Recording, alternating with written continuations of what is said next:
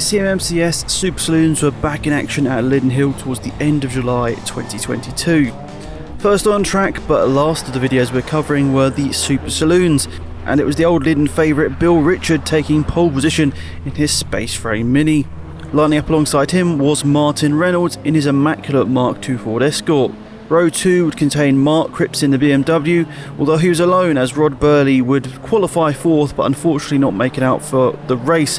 Miserable luck once more in his Ford Escort WRC. Tommy Knight and Steve Down would make it in all Volkswagen row number 3, then would come Marcus Bicknell in his Ford V8 Ascar, followed by Jack Whitehead in his BMW, Peter Osborne leading Class D in the Vauxhall Astra. He had qualified ahead of Andy Woods Dean, but unfortunately he'd have to withdraw from the race, meaning there were no Class A cars competing in the race. Completing the grid would be Colin Claxton in his Triumph Dolomite, Mary Grinham in the Mini, and Martin Scott in his newly acquired VW Golf. So the qualifying order was pole position for Bill Richards in his Class S Mini.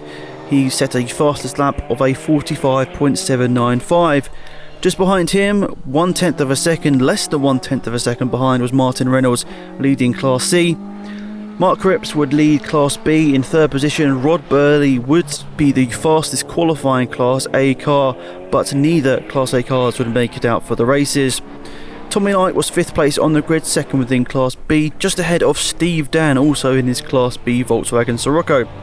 Marcus Bicknell will be the second placed S-Class car in his Ford Taurus Ascar.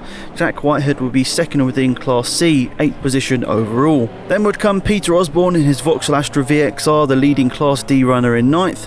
Then would be Andy Woodstein in his Holden Commodore, but unfortunately he would not make it out for the race either. Colin Claxton was the second place Class D car in his Dolomite Sprint.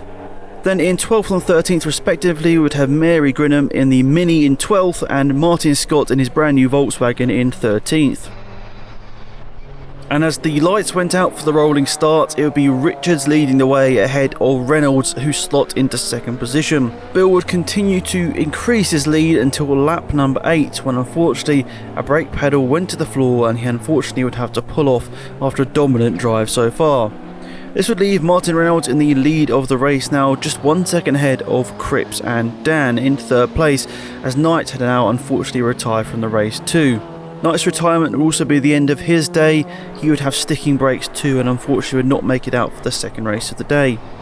This would leave Marcus Bicknell in 4th position, just ahead of Jack Whitehead, both of whom had got past the fast starting Osborne in the Astra.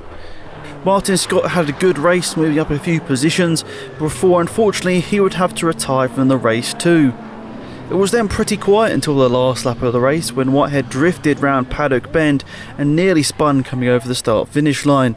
Fortunately, he did not hit anything with this dramatic moment, and this also earned him the Driver of the Race award for some great pace, although special points were awarded for his dramatic finish. So the results of race 1 would see a great victory for Martin Reynolds. He would finish ahead of Mark Cripps and Steve Dan. Marcus Bicknell was the leading Class S runner in 4th position. Jack Whitehead would finish 5th, second within class. Then we'd have the battle within Class D. Pete Osborne would beat Colin Claxton, even though the two had some good battles early on. Mary Grinham would finish in 8th position, but slight issues with the car would unfortunately not see her out for race number 2. Our retirements were Bill Richards, Tommy Knight and Martin Scott, only seeing 8 people finish this first race of the day.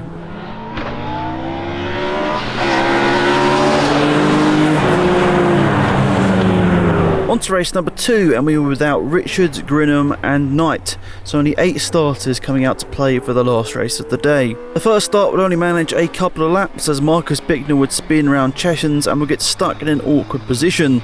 This would see Reynolds lead the way on the restart, but Dan would nip past Cripps into second position, a place he would hold until lap number 6. The black VW had a slight misfire which allowed the BMW to get past and chase after the leading Escort. This was until lap number 10 when Cripps had a spin round Cheston's drift and struggled to regain traction and get back to the circuit. At the Devil's Elbow, the BMW again slid wide once more. Mark decided it was best to pull off after these 2 moments. This would elevate Steve Dan back into second position, with Bicknell getting past Osborne and Whitehead to take third place overall.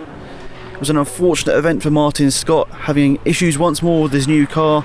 He would retire from the second race just like the first. This looked to be the way the race would finish, with Marcus on the podium, but it wasn't the case.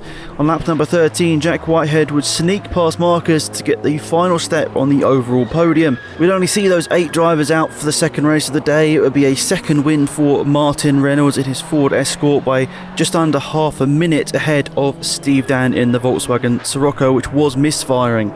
Both of these were first in class, but we'd also see Jack Whitehead having a great result, third place overall, the second place Class C car behind Martin Reynolds.